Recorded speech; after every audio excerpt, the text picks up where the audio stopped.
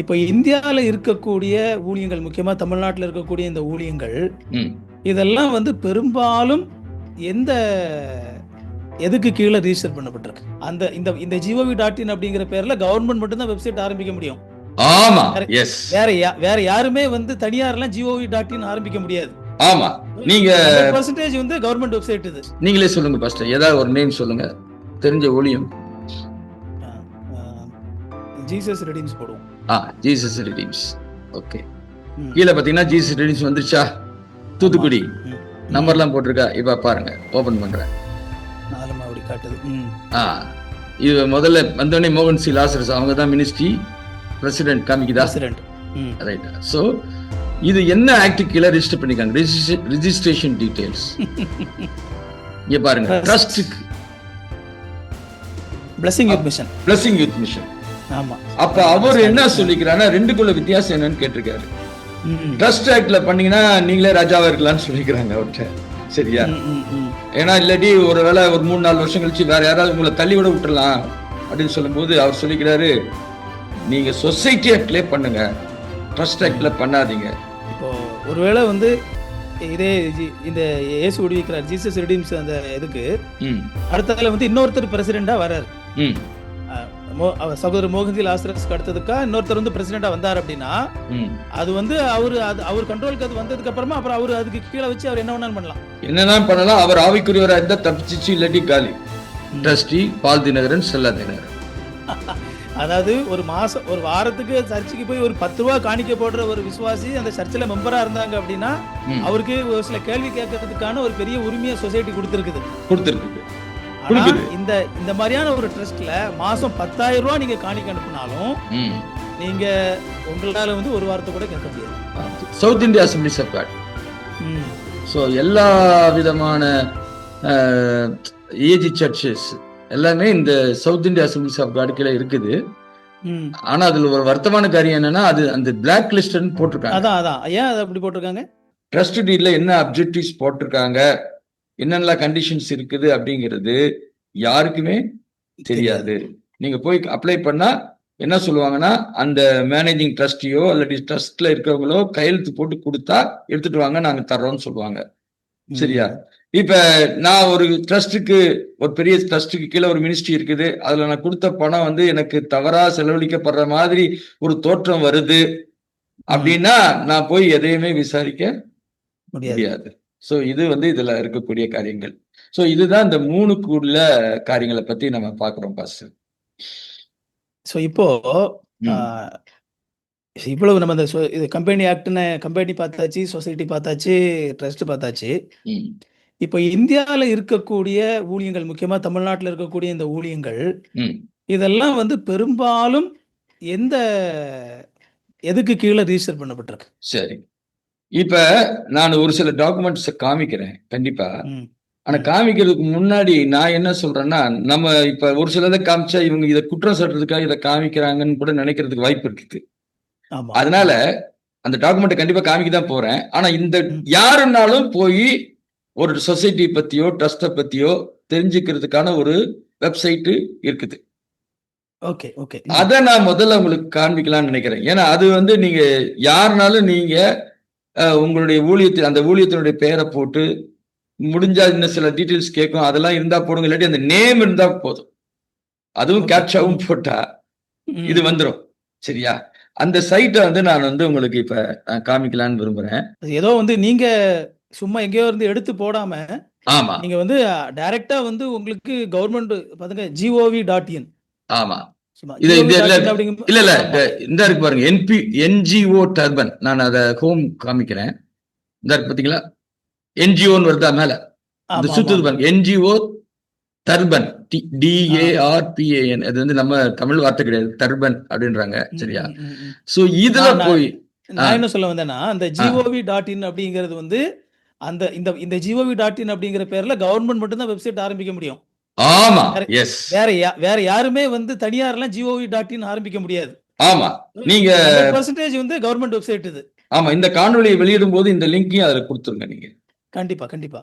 சரியா? இப்ப இதுல போனீங்கன்னா NPO டைரக்டரின்னு இருக்குது. அதுல நீங்க போனீங்கன்னா NPO டைரக்டரியில போயிட்டு இங்க ஸ்டேட்டை பத்தி கேக்குது, டிஸ்ட்ரிக்டை பத்தி கேக்குது, இதெல்லாம் இது எதுவுமே தெரில.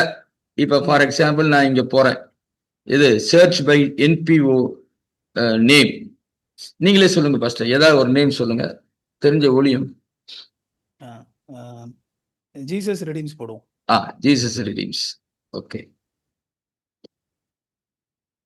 ஜீசஸ் ரெடீம்ஸ் போட்டுட்டு அந்த என்பிஓ தர்பன் நம்பர் எனக்கு தெரியாது.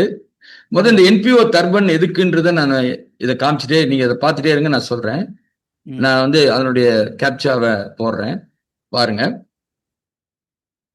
கீழே பாத்தீங்கன்னா ஜீசஸ் ரெடீம்ஸ் வந்துருச்சா, தூத்துக்குடி நம்பர்லாம் போட்டிருக்கா. இப்ப பாருங்க, ஓபன் பண்றேன். 4 மாவடி காட்டுது. இது முதல்ல வந்தோடனே மோகன் சி லாசரஸ் அவங்க தான் மினிஸ்ட்ரி பிரசிடென்ட் காமிக்குதா? ரைட்டா. சோ இது என்ன ஆக்ட் கீழே ரெஜிஸ்டர் பண்ணிருக்காங்க, ரெஜிஸ்ட்ரேஷன் டீடைல்ஸ். இங்க பாருங்க, ட்ரஸ்டுக்கு தெரியுதா? So Jesus redeems company act கீழே இல்ல. சோ இத சொல்லும் போது மோகன் சி லாசரஸ் மோசமானவர்னு சொல்றது நம்ம நோக்கம் கிடையாது. அது திரும்பி நேர்களுக்கு நாங்க சொல்றோம், அது எங்க நோக்கம் கிடையாது. ஒருவேளை அவருக்கு அந்த நாலேஜ் யாராவது சுத்தி இருக்கவங்க கொடுத்தாங்களோ கொடுக்கலையோ நமக்கு தெரியாது, சரியா? ஆனா நான் என்ன சொல்ல விரும்புறேன்னா, பாஸ்டர் நீங்க ஒரு சின்ன உதவி செஞ்சா நல்லா இருக்கும். இப்ப சமீபத்துல ஸ்டான்லி பிரதர் அவங்க ஒரு இன்டர்வியூ, அந்த லிங்க் நீங்க வேணா நான் உங்களுக்கு தர்றேன், நீங்க அதை ஜனங்களுக்கு காமிங்க. அவங்க 1973 வருஷம் அவங்க ஊழியத்தை ஆரம்பிக்கும் போது எதுல ரெஜிஸ்டர் பண்ணும், ட்ரஸ்ட் ஆக்ட்லயா சொசைட்டி ஆக்ட்லயான்னு கேட்டிருக்காங்க அவர்கிட்ட. Blessing youth mission. Blessing youth mission. ஆமா. அப்ப அவர் என்ன சொல்லிக்கிறாருன்னா, ரெண்டுக்குள்ள வித்தியாசம் என்னன்னு கேட்டிருக்காரு. ட்ரஸ்ட் ஆக்ட்ல பண்ணீங்கன்னா நீங்களே ராஜாவா இருக்கலாம்னு சொல்லிக்கிறாங்க அவர்கிட்ட, சரியா?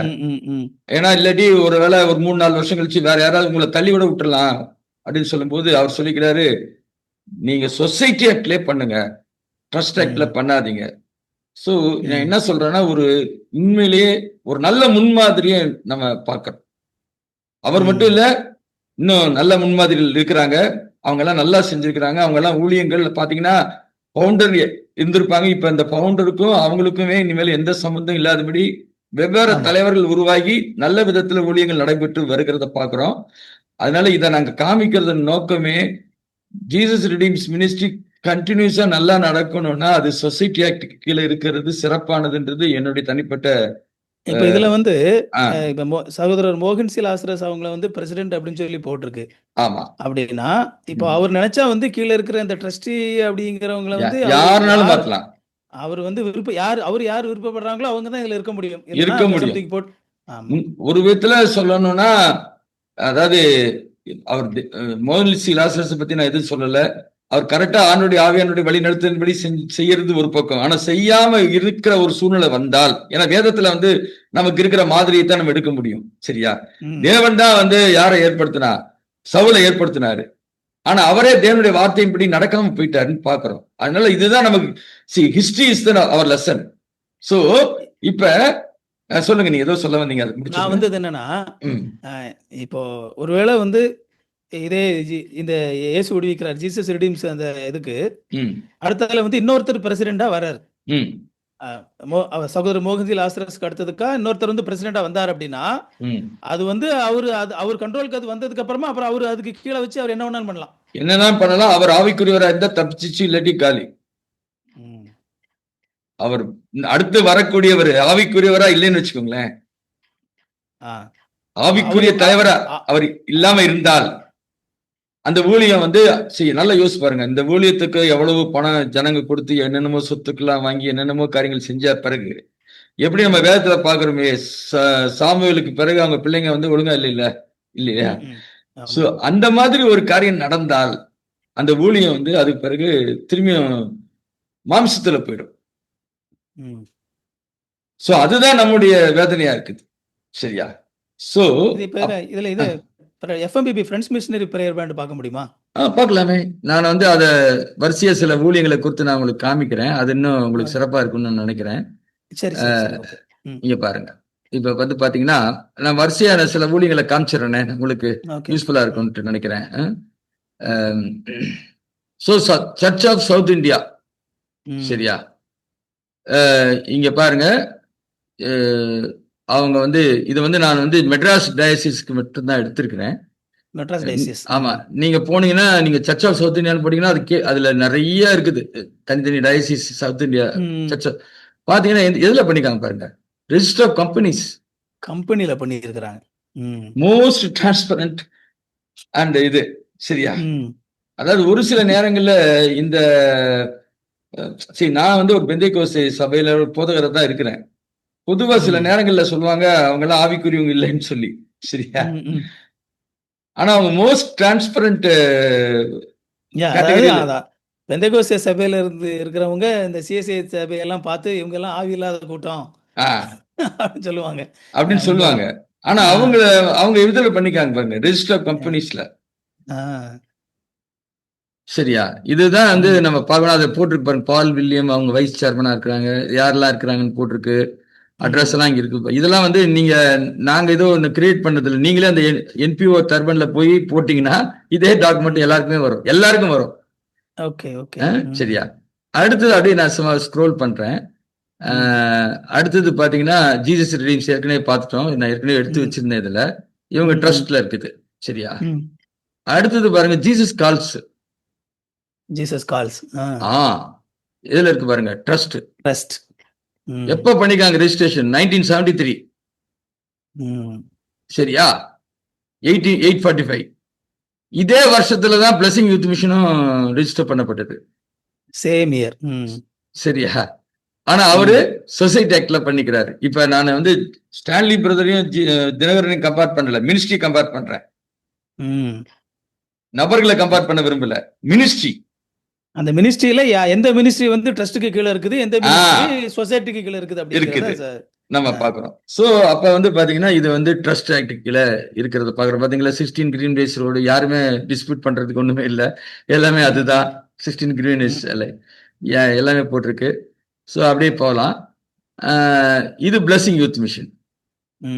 பிளஸிங் யூத் மிஷன் பாத்தீங்கன்னா 1972 பண்ணிக்காங்க. நான் 1972 அதுக்கு ஒரு வருஷம் முன்னாடி எந்த பண்ணிக்காங்க பாருங்க, சொசைட்டி ரிஜிஸ்ட்ரேஷன். இதுல எங்கேயாவது ஸ்டான்லி பிரதர் பேர் இருக்குதான்னு பாருங்க, இருக்காது. ஏன்னா அவரு அதை ஹேண்ட் ஓவர் பண்ணிட்டு போயிட்டாரு. அப்ப ஊழியம் தொடர்ந்து நடக்குது. அதுல மேல அவங்க இதுல ஜீசஸ் கால்ஸ்ல பேர் பார்க்கலையா? ஜீசஸ் கால்ஸ்ல பாருங்க, இந்த இருக்கு பாருங்க, ஏர்னஸ்ட். யாருன்னு அவர் தெரியல, ஐ திங்க் அவங்க சொந்தக்காரர் நினைக்கிறேன். ட்ரஸ்டி பால் தினகரன், ஸ்டெல்லா தினகரன், இவங்கதான் ஆபீஸ்.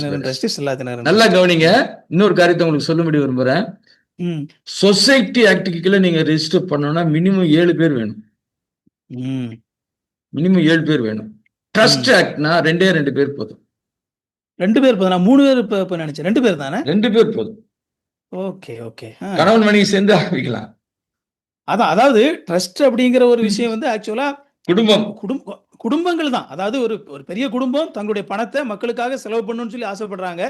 அவங்களுக்கு வந்து கொஞ்சம் ஃப்ரீயா அவங்க வந்து கொஞ்சம் ரொம்ப கஷ்டப்படுத்தாம அவங்கள வந்து கொஞ்சம் அப்படி ட்ரஸ்ட் ஃபார்ம் பண்ணி அந்த மக்களுக்கு ஹெல்ப் பண்ணட்டுமே அப்படிங்கிறதுக்காக ஆரம்பிக்கப்பட்டது தான் அந்த ட்ரஸ்ட், இல்லையா? இப்ப ஒரு பெரிய பணக்காரரு அவர் சோஷியல் ஒர்க் பண்ண விரும்புறாரு அப்படின்னா அவரு தனிப்பட்ட விதத்துல செய்ய முடியாது. அவர் ட்ரஸ்ட் ஆரம்பிச்சு அதுக்கு தன்னுடைய சொந்த பணத்துல இருந்து அக்கௌண்ட்ல இருந்து அந்த ட்ரஸ்ட் அக்கௌண்ட்டுக்கு மாத்தி தென் அது மூலமா அவர் வந்து சேவை செய்வார். இதுதான் ட்ரஸ்ட் அப்படிங்கிற ஒரு விஷயத்தை, இதுதான் ட்ரஸ்ட். ஆமா, அதுல டோனர்ஸ்னு சிலர் அவர் வச்சுக்கலாம். இப்ப இங்க மினிஸ்ட்ரியில டோனர்ஸ் யாரு? விசுவாசிங்க. ஆமா. சோ நல்லா கவனிங்க, டோனர் அப்படிங்கிறதுக்கும் அந்த அதுல பங்குன்றதுக்கும் வித்தியாசம் இருக்குது, மெம்பர்ன்றதுக்கும் வித்தியாசம் இருக்குது, இல்லையா? இப்ப நீங்க சிஎஸ்ஐ சபைக்கு போனீங்கன்னா அங்க மெம்பர்ஷிப்ல உங்களுக்கு ஒரு லீகல் ரைட்ஸ் இருக்கு, இல்லையா? ஆமா. அப்ப ட்ரஸ்டுக்கு கீழே இயங்கக்கூடிய எந்த ஒரு ஊழியத்திலையும் நீங்க அங்க போனா அங்க இருக்கிறவங்கள நீங்க எந்த கேள்வியும் கேட்கறதுக்கு உங்களுக்கு ரைட்ஸ் கிடையாது. பார்வையாளர் மாதிரி தான் நீங்க. அதாவது ஒரு வாரத்துக்கு சர்ச்சுக்கு போய் ஒரு 10 ரூபா காணிக்க போடுற ஒரு விசுவாசி அந்த சர்ச்சில் மெம்பரா இருந்தாங்க அப்படின்னா அவருக்கு ஒரு சில கேள்வி கேட்கறதுக்கான ஒரு பெரிய உரிமையை சொசைட்டி கொடுத்திருக்குது. ஆனா இந்த மாதிரியான ஒரு ட்ரஸ்ட்ல மாசம் 10,000 ரூபாய் நீங்க காணிக்க அனுப்புனாலும் நீங்க உங்களால வந்து ஒரு வாரத்தை கூட கேட்க முடியாது. நம்ம சொல்லலாம் தேவனுடைய ஊழியர்ல கேள்வி கேட்க கூடாதுன்னு சொல்லி, சரியா? இப்ப வந்து தவறா நடந்தாரு யாரு? மாயம் பண்ணாரு நம்ம பேதுரு. அவர் கண்டுக்காம இல்லையே, கடிந்து கொண்டார் இல்லையா பவுல்? சோ நம்ம வந்து ஒருத்தர் கேரக்டர் அசாசினேஷன் பண்றது நம்ம நோக்கம் கிடையாது. கர்த்தருடைய ஊழியம் கர்த்தருடைய வழியில நடக்கணும், அவ்வளவுதான் நம்ம சொல்றது. அதுதான் நம்ம சொல்றோம், சரியா? சோ அப்ப ஜீசஸ் கால்ஸ் பாத்தீங்கன்னா ட்ரஸ்ட் கீழ இருக்குது. அவங்க 3 பேர் அவங்கள தவிர வேற அவ்வளவுதான், முடிஞ்சு போச்சு. ஆமா. வேற இன்னும் யாரும் மத்த அதுல மினிஸ்ட்ரி இல்ல. இது வேற எந்த டீட்டெயிலுமே இல்ல பாருங்க. அதுல பிரசிடென்ட் அப்படிங்கிற மாதிரி ஒரு டீட்டெயில் எதுவுமே இல்ல இதுல. ஒண்ணுமே கிடையாது. அதுக்கு கீழே வந்து பாத்தீங்கன்னா ஒரு வெப்சைட் டீட்டெயில் கூட இல்ல பாருங்க அதுல. ஒண்ணும் இல்ல, எல்லாமே இல்ல. இந்த வெப்சைட் கூட டீடைல் கூட இல்ல. இல்ல அதான். ஆமா. இதுல வந்து ஏதோ இதுல வந்து ஒரு இது மட்டும் இருக்குது. ஒரு இமெயில் ஐடி மட்டும் ஒண்ணு இருக்குது. இமெயில் ஐடி, ஆமா, அது இருக்குது. சோ அடுத்தது நீங்க பாத்தீங்கன்னா பாத்துட்டோம், பிளெஸிங் யூத் மிஷன் நீங்க கேட்டது. ஆமா. South India assemblies of God, சரியா? இது வந்து அசம்பிளி ஆஃப் காட் சபைகளை பற்றி வரக்கூடியதா இங்க பாக்குறோம். அது எது கீழே இருக்குதுன்னா சொசைட்டி ஆக்ட் கீழே இருக்குது. சோ எல்லா விதமான ஏஜி சர்ச்சஸ் எல்லாமே இந்த south India assemblies of God கீழே இருக்குது. ஆனா அதுல ஒரு வருத்தமான காரியம் என்னன்னா, அது அந்த பிளாக் லிஸ்ட்னு போட்டிருக்காங்க. அதான் ஏன் அது அப்படி போட்டிருக்காங்க? அது என்ன காரணம்ட்டு நமக்கு யாரும் சொல்ல மாட்டாங்க.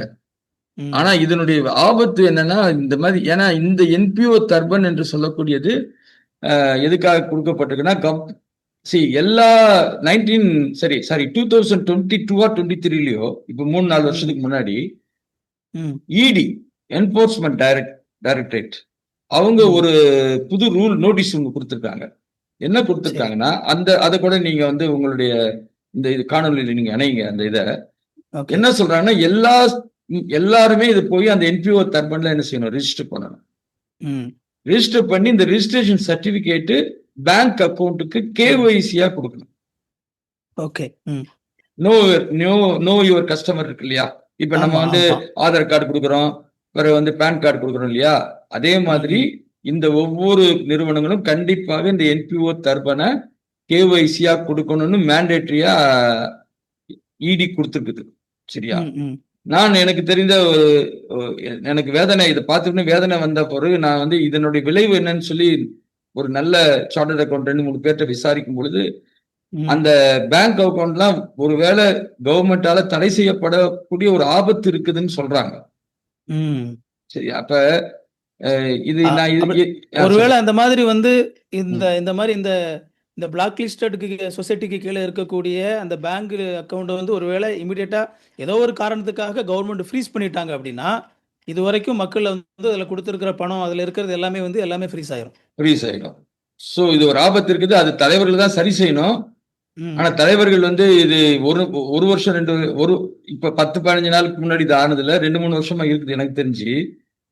தலைவர்கள் இதை சரி பண்ணுவதற்கான முயற்சி எடுக்க வேண்டியது அவங்க பொறுப்பு. கத்தர் அதை கண்டிப்பா அவங்களை கேள்வி கேட்பாரு, ஏன் இத்தனை வருஷம் சரி செய்யலன்னு. ஆனா இத்தனை வருஷம் வந்து ஜனங்களும் இதை அறியாம கேள்வி இருக்கு. சரி பண்ணாம இருக்கிறாங்களா இல்ல சரி பண்ண முடியாம இருக்கிறாங்களா தெரியாது. அதுவும் இருக்குல்ல. சரி பண்ண முயற்சி பண்ணி நீ இந்த விஷயத்தை சரி பண்ணு அப்பதான் நாங்க இதை மாத்துவோம்னு சொல்லும்போது, அவங்களுக்கு அதை தங்களுடைய சர்ச்சில் மாத்துறதுக்கு, தங்களுடைய ஆர்கனைசேஷன்ல மாத்துறதுக்கு விருப்பம் இல்லைன்னாக்கி வந்து மாத்த மாட்டாங்க. இதை நம்ம பேசுவதற்கான நோக்கம் என்னன்னா, தலைவர்கள் என்று சொல்லக்கூடிய இந்த அட்மினிஸ்ட்ரேட்டிவ் மேட்டர்ஸ்ல வந்து பக்காவா அவங்க வந்து நாலேஜ் உள்ளவங்களா இருக்கணும், கவனிக்கிறவங்களா இருக்கணும், சரியா? அதுல வந்து உங்களுக்கு நாலேஜ் இல்லைன்னா அட்லீஸ்ட் நாலேஜ் உள்ளவங்களா வந்து அதுல வந்து அவங்களோட சேர்ந்து அசிஸ்ட் பண்றதுக்கு வச்சுக்கிட்டு, எந்த விதமான காரியத்திலையும் குறைவு வராதபடி, எனக்கு ஊழியம் வந்து குற்றம் சாட்டப்படாது இப்படி இருக்கணும் இல்லையா உங்களுக்கு? அதுக்கு தேவையான எல்லா கவர்மெண்ட் கேட்கக்கூடிய காரியங்கள் எல்லாம் நம்ம கரெக்டா ரெக்கார்ட் மெயின்டைன் பண்றதுக்கு ஒன்று வச்சிருந்தா இந்த மாதிரி ஒரு வருத்தப்படக்கூடிய காரியங்கள் நடைபெறாமல் இருக்கும். அது வந்து ஏன்னா அசம்பிளி ஆஃப் காட் சபைகள் எக்கச்சக்கமா இருக்கு இல்லையா நம்ம தமிழ்நாட்டுல. இப்போ ஆமா, நீங்க வந்து அந்த பின்னணியில கொஞ்சம் இருந்தனால நான் அந்த கேள்வியை கேட்கிறேன். இப்போ இதுல ஆபீஸ் பேரர்ஸ்ல வந்து இருக்கக்கூடிய நேம்ல வந்து ஒருத்தருக்கு ஒருத்தர் தொடர்புடைய சொந்தக்காரங்கன்னு சொல்லி யாராவது இருக்காங்க? யாருமே கிடையாது, இருக்க முடியாது. அதான் சொசைட்டிங்கிறனால அது ஒரு பெரிய பிளஸ் பாயிண்ட். இதுல பிளஸ் பாயிண்ட் அட்லீஸ்ட் எல்லாமே எலெக்டட் 2000 பேர் அப்படி அவங்க மூலமா எலெக்ட் பண்ணி வந்தவங்க, சரியா? இவங்க எல்லாமே எலெக்ட் பண்ணி. சோ இது சொசைட்டினுடைய ஒரு இதை பார்க்கிறோம். அடுத்தது நாம ஒரு காரியத்தை நான் உங்களுக்கு காண்பிக்க முடிய விரும்புறேன். இது new life assembly of God community. இப்ப இதை காமிக்கும் போது new life assembly of God சர்ச்சை பத்தி பேசுறேன், இண்டிவிஜுவலை பத்தி பேசல, சரியா? NLAG church. ஆனா அடிஷனலா ஒண்ணு இருக்குது பாருங்க, லாஸ்ட்ல கம்யூனிட்டின்னு ஒரு வேர்டு இருக்குதா? ஸோ அப்படின்னு சொல்லும்போது எங்க வருது? ட்ரஸ்ட்டுக்கு கீழே போட்டிருக்காங்க. ட்ரஸ்ட்டுக்கு கீழே போட்டிருக்காங்க. ஆ. சரியா? அப்ப எதுக்கு இத சொல்றேன்னா, அசெம்பிளி ஆஃப் காட் எதுக்கு கீழே இருக்குது எல்லா சர்ச்சும்? சொசைட்டி கீழே இருக்குது. ஆனா NLAG மட்டும் எதுக்கு கீழே இருக்குது? ட்ரஸ்ட்டு கீழே இருக்குது. ட்ரஸ்ட்டுக்கு கீழே இருக்குது. ஆ. ஸோ அவரு விசுவாச வீரரா, ஜெப வீரரா அப்படின்னு கேட்டீங்கன்னா, நிச்சயமா விசுவாச வீரர், ஜெப வீரர். அவர் ஊழியத்தை நம்ம பாராட்டுறோம். நல்ல அவர் பாரம் உள்ள நபர், இல்லைன்னு சொல்லல. ஆனால் அது எப்படி டீவேட் ஆகுதுன்றதுக்காக நான் சொல்றேன் இத. சரியா? சோ ஏதோ ஒரு ரீசன்ல ட்ரஸ்ட் ஆரம்பிச்சிருக்கிறாங்க. சரியா? இந்த ட்ரஸ்ட் ஆரம்பிக்கிறது வந்து சொசைட்டிக்கு கீழே தான் இந்த ட்ரஸ்ட் அனுமதி பெற்று தான் ஆரம்பிக்கப்பட்டதுன்னு என்று சொல்லப்படுகிறது. அதாவது இந்த NLAG ஏற்கனவே வந்து அசெம்பிளி ஆஃப் காட்ல சொசைட்டிக்கு கீழே இருக்கிறாங்க. ஆமா. சோ அவங்க தனியா ஒரு ட்ரஸ்ட் ஆரம்பிக்க வேண்டிய அவசியம் இல்ல. அவசியம் இல்ல. அவங்க ஏதோ ஒரு சில காரணங்களை சொல்லி அவங்க எல்லாரும் சேர்ந்து நாங்க சொசைட்டில அப்ரூவல் வாங்கி பைலாவெல்லாம் மாத்தி இதை தொடங்கினதாக சொல்லப்படுகிறது. ஓகே. சரியா? அப்ப என்ன அதுல யாரெல்லாம் இந்த ஆபீஸ் பேரர் இருக்காங்க பாருங்களேன். இதுல யார் சொந்தக்காரங்களா? அதை கேட்கணும்னு நினைச்சேன். ஆமா. இதுல வந்து இந்த தேவ சகாயம் மோகன் சிலராஜா, இதுதான் ரெவரண்ட் டி மோகன். அவரை நான் மதிக்கிறேன். அவர் தான் சேர்மன். சரியா? ஓகே. சரியா? அவரை நான் நேசிக்கிறேன். அவர் தான் சேர்மன். சரியா? ஆனா அவருக்கு கீழே பாத்தீங்கன்னா சாட்விக் சாமுவேல், அவருடைய மகன். சரியா? அடுத்தது பெஞ்சமின் கிளிஃபோர்ட் குமார், அது அவருடைய மகன். சோ மொத்தம் எத்தனை பேர் இருக்காங்க பாருங்க? 7 பேர் இருக்காங்களா? ஆமா. 7 பேர்ல 3 பேரு ஒரே குடும்பம். ரெவரண்ட் ஆலன் ஜான் அப்படிங்கிறவரு, அவர் அந்த சபையில இருக்கிற ஒரு போதகர். ஓகே. சரியா? டொனால்ட் ஜோசப் எல்லாம் யாருன்னு தெரியல. இவரு ஆபிரகாம் தாமஸ் அப்படின்றவரு இவர் பேர் இங்கேயும் இருக்குது, இங்கேயும் இருக்குதா? ஆமா. சொசைட்டில இருக்கிறாரு, அவர் ட்ரஸ்ட்லயும் இருக்கிறாரு. சோ அவங்க வந்து அது மாதிரி ஒரு டைப் வச்சிருக்கோம்னு அவங்க சொல்றாங்க. அந்த டைப் நான் இல்லைன்னு நான் சொல்லல, எனக்கு டாக்குமெண்டே சொல்லுது. சரியா? ஆபிரகாம் தாமஸ் இருக்கிறாரு. ஸ்டீபன் ஜெசூடியன் ஜெயராஜ், இவர் வந்து அசெம்பிளி ஆஃப் காடுடைய தமிழ்நாட்டினுடைய ஜெனரல் சூப்பரண்டா இருக்கிறாரு அவரு. சரியா? சோ இருந்தாலும் இவங்க 2 பேர் தான் இருக்கிறாங்க. இவருடைய பாஸ்ட் மோகனுடைய கண்ட்ரோல் சொன்னா அவர் 2 சன்னு, ஏன்னா ஓன் ஃபேமிலி. சரியா? ஆலன் ஜான் அவங்க கீழே ஒர்க் பண்ற ஒரு போதகர். அப்ப 4 பேர் ஒரே சர்ச்சில இருந்து 4 பேர் இருக்கிறாங்க. சரி, அவங்களோட தான். ஆமா. இவங்க எல்லாம் சரியான நபர்கள் இல்ல, மோசமானவர்கள் என்று நான் சொல்லல. ஆனால் இப்ப நீடித்த நாட்களாக ஊழியம் போகும்போது ஒரே லெவல்ல இருப்பாங்கன்னு நம்ம சொல்ல முடியுமா? அதுக்கு இதுலயுமே கூட சேர்மன் தான், அவர் தான் ஹையஸ்ட் அத்தாரிட்டி. ஆமா, ஹையஸ்ட் அத்தாரிட்டி. அவர் நினைச்சா யார வேணாலும், அவர் நினைச்ச எக்ஸிகியூட்டிவ் மெம்பரையோ இந்த இருக்கக்கூடிய ஆபிரகாம் தாமஸ் அப்படிங்கிற போதவரையோ இல்லாட்டி ஸ்டீவன் அவங்களை எடுத்துடலாம். அவர் எடுக்கணும்னா எடுத்துடலாம். ஆனா அவர் சொல்லுவாரு, நாங்க பைலா படி அவங்களை எடுக்க முடியாதுன்னு சொல்லுவார். பைலா படி நாங்க அமெண்ட்மெண்ட் பண்ணிட்டோம்ட்டு. சரிங்களா? இப்ப வேதனையான காரியம் என்னன்னா, பைலா வந்து அமெண்ட்மெண்ட் பண்ணா இன்கம் டாக்ஸ் ஆக்ட் படி எந்த சொசைட்டியும் பைலாவை அமெண்ட்மெண்ட் பண்ணா போய் இன்கம் டாக்ஸ்ல என்ன செய்யணும்? அப்ரூவல் வாங்கணும். அப்ரூவல் வாங்கியிருக்காங்களா அப்படின்னு சொல்லி ஒரு RTA விசாரிச்ச பொழுது அந்த RTA என்ன சொல்லுதுன்றதை நான் உங்களுக்கு காமிக்கிறேன். இங்க பாருங்க, இவங்க 2017 அமெண்ட்மெண்ட் பண்ணதா சொல்றாங்க. 2017 assessee did not make any intimation to this office of மேல கொஞ்சம் காட்டிருங்க பாஸ்டர், அப்பதான் உங்களுக்கு வந்து எதுக்காக இதை கொடுத்திருக்கு அப்படிங்கிறது வந்து தெரியும். ஆமா, இந்த இதுல வந்து இங்க இந்த இன்ஃபர்மேஷன் ஷார்ட் தான் இங்க முக்கியம் உங்களுக்கு. இதுக்கு நான் ப்ரூவ் பண்ணோம்னா இன்னொரு டாக்குமெண்ட் நான் உங்களுக்கு காமிக்கிறேன். 21/9/2017 நாங்க அமெண்ட்மெண்ட் பண்ணோம்னு சொல்லி அவங்க, அதாவது SIAG, ஐ மீன் சவுத் இந்தியா அசம்பிளி டிக்ளேர் பண்ண ஒரு டாக்குமெண்ட் இருக்குது. சரியா? அதை நான் காமிக்கலாம், பிறகு நான் காமிக்கிறேன் உங்களுக்கு. சோ அதன்படி பாத்தீங்கன்னா அதை வச்சுதான் நான் கேட்கிறேன். ஏன்னா நான் வந்து கேட்கும் பொழுது சும்மா ரேண்டமா காமிக்க முடியாது. அந்த டாக்குமெண்ட் அட்டாச் பண்ணாதான் அவன் பார்த்துட்டு அவன் இன்கம் டாக்ஸ் சொல்லுவாங்க. ஆமா. நான் சும்மா ஒரு தோராயமா ஒரு டேட்டா போட்டு ஏதாவது அமெண்ட்மெண்ட் பண்ணாங்களான்னு கேட்க முடியாது. 21/9/2017 அமெண்ட்மெண்ட் பண்ணப்பட்டதா அப்படிங்கிறதுக்கு ஏன்ட்ட ஒரு டாக்குமெண்ட் இருக்குது, அதை கொடுத்து இது சரியா அப்படின்னு நான் கேள்வி கேட்கும் பொழுது அதுக்கு கொடுத்த இன்ஃபர்மேஷன் என்னன்னா, அவங்க சொல்றாங்க கொஞ்சம் மேல ஆமா, மேல during the assessment process and in the application submitted in Form 10A, the assessee provided the original bylaws along with the amendments dated 1999, 2007. ரெண்டு அமெண்ட்மெண்ட் பண்ணும்போது அவங்க சப்மிட் பண்ணிக்கிறாங்க. ஸோ இது என்ன ப்ரூவ் பண்ணுது? இவங்களுக்கு இப்படி சப்மிட் பண்ணணும்னு தெரியும், சப்மிட் பண்ணிக்கிறாங்க. 1999லயும் 2007லயும் 2017ல சப்மிட் பண்ணப்படவில்லை. ஆமா, அந்த மேல உள்ளது வந்து கரெக்டா நீங்க காட்டல, அது கொஞ்சம் மக்களுக்கு தெரியணும். The assessee did not make any intimation to this office of any amendments made to the bylaws or constitution. அதாவது 21/9/2017 அன்னைக்கு எந்த விதமான அமெண்ட்மெண்ட்டும் நடந்ததில்லை. அவங்க நடந்த ஜெனரல் பாடியில நாங்க ஸ்பெஷல் கான்ஃபரன்ஸ் நடத்தணும் அப்படின்னு சொல்லி அவங்க சொல்றாங்க. சரியா? அதுல ஒருவேளை உண்மையிலே நடந்திருக்கலாம், உண்மையிலேயே அவங்க ஒத்துக்கொண்டிருக்கலாம். ஆனா அது எங்க போகணும்? இன்கம் டாக்ஸுக்கு போனாதான். இன்கம் டாக்ஸ் போறது மட்டும் இல்ல, இன்னொன்னு இருக்குது, சொசைட்டிக்கும் கொடுக்கணும். அவங்க சொசைட்டிக்கு, ஆமா, சேரிட்டி கமிஷனுக்கும் கொடுக்கணும். சோ ரெண்டுல ஒண்ணு கண்டிப்பா கொடுக்கலன்னு தெரியுது, இன்னொன்னு வந்து நமக்கு இன்னும் உறுதியா தெரியல. சரியா? சரி, அது இருக்கட்டும். நான் என்ன சொல்ல விரும்புறேன், இது மூலமா என்ன சொல்ல விரும்புறேன்னா, நல்லா நடந்து கொண்டிருக்கிற ஊழியங்கள்ல சில குறைபாடுகள் இப்பொழுது வரும் பொழுது இது வந்து நீங்க வந்து என்ன சொல்லுவாங்க, பொதுவா நேரா அவங்களுக்கு சுட்டி காமிங்க, பப்ளிக்ல போடாதீங்க அப்படின்னு சொல்லுவாங்க இல்லையா? அப்படின்னா நம்ம முதல்ல என்ன செஞ்சிருக்கணும்? நேரடியா அவங்களுக்கு சொல்லியிருக்கணும். அப்படின்னு சொல்லும் போது நான் இப்ப உங்ககிட்ட பேசும் பொழுது ஏற்கனவே நேரடியாக நான் சொல்லிவிட்டேன் என்பதை சொல்கிறேன். ஓகே. நேரடியா சொன்ன பிறகு எத்தனையோ வருஷமா அது சரி செய்யாததுனால இப்ப நம்ம இந்த பப்ளிக்ல ஏன் சொல்றோம்னா, அவங்கள மாட்டி விடுறதுக்கு இல்ல, ஜனங்க வந்து இப்ப ஒரு ப்ரெஷர் கொடுக்கணும்.